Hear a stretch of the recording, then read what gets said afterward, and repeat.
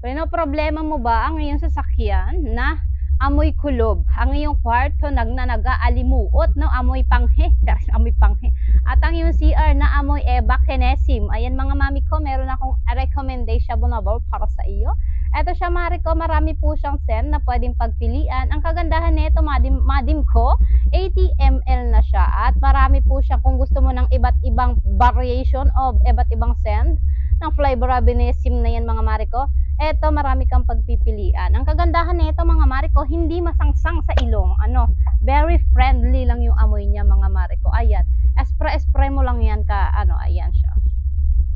Spray lang, ayan spray, ganyan ganyan ang kalalabasan kapag ito ang ginamit mo.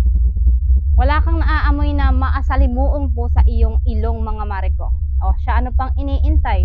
Lalagay ko yung comments, yung link sa ating comment section. Hindi pa rin 2026, nagkakamali pa rin sa comment and link. Ayan. Check out na.